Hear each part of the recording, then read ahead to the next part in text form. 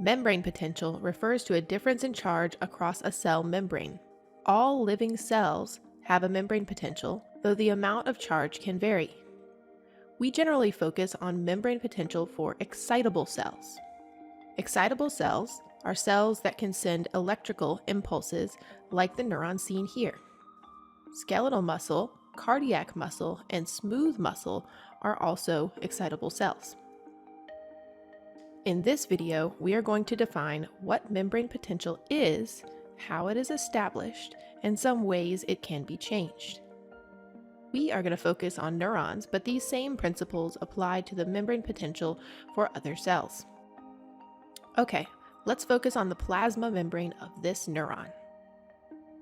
Membrane potential is recorded by measuring the voltage on the outside of the cell membrane, or extracellularly, and on the inside of the cell membrane, intracellularly, and determining the difference between those voltages. We can see that for this neuron, the inside of the cell is 70 millivolts more negative than the outside of the cell. This is the resting membrane potential because the neuron is at rest and is not sending an electrical impulse. At rest, all cells have a more negative charge intracellularly than they do extracellularly. Now, let's discuss what causes this difference in charge. The first concept to understand is that ion concentrations differ between the intracellular and extracellular fluid.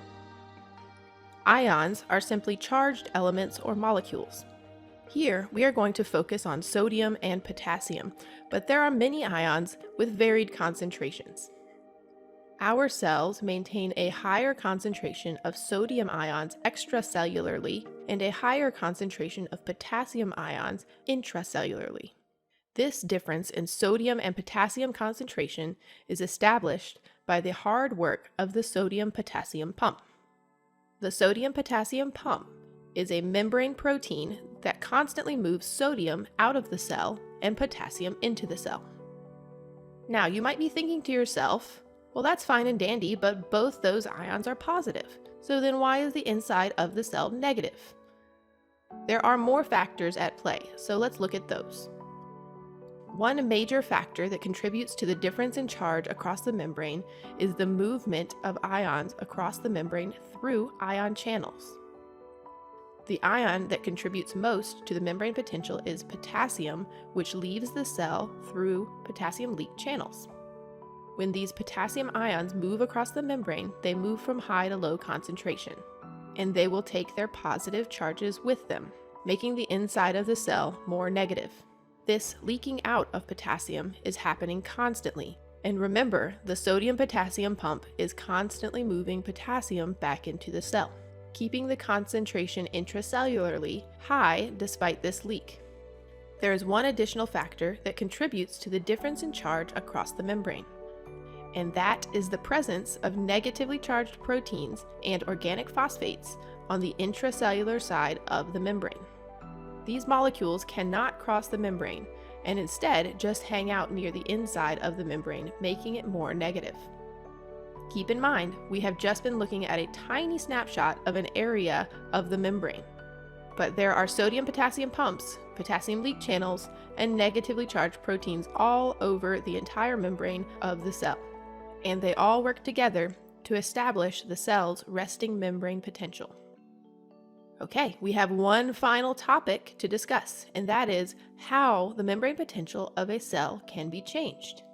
This concept will apply exclusively to the excitable cells we mentioned at the start of this video, and that is because those cells are capable of sending electrical impulses. And to do that, they must be able to change their membrane potential. Membrane potential can be changed in either direction. It can become more positive or more negative. These changes are caused by the movement of ions across the membrane through ion channels. These channels are typically gated, meaning that at rest they are normally closed and some sort of signal will cause them to open. What exactly that signal is will be a topic for another video. Let's first look at a channel for sodium. When the sodium ion channel opens, sodium will rush into the cell, moving from high to low concentration. That means a bunch of positive charges will be entering the cell, making the inside of the cell more positive, and therefore increasing membrane potential. This increase in membrane potential is referred to as depolarization. Here, we are just using sodium as an example, but other positive ions entering the cell will have a similar effect. Our next ion channel is specific for potassium. When it opens, potassium will leave the cell, moving from high to low concentration. The result of a bunch of positive charges leaving the cell is that the intracellular fluid will become more negative. Decreasing the membrane potential is referred to as hyperpolarization. Finally, we have a chloride ion channel. Chloride exists in a higher concentration in the extracellular fluid, so when the chloride channel opens, chloride will rush into the cell. Unlike sodium and potassium, chloride has a negative charge, and an influx of chloride ions would make the inside of the cell more negative, hyperpolarizing the membrane potential. Okay, that covers the basics of membrane potential for excitable cells. If you found this video helpful, please like and subscribe. Also, please check out my website, linked in the description below. There you can find additional study resources I have for students and instructors.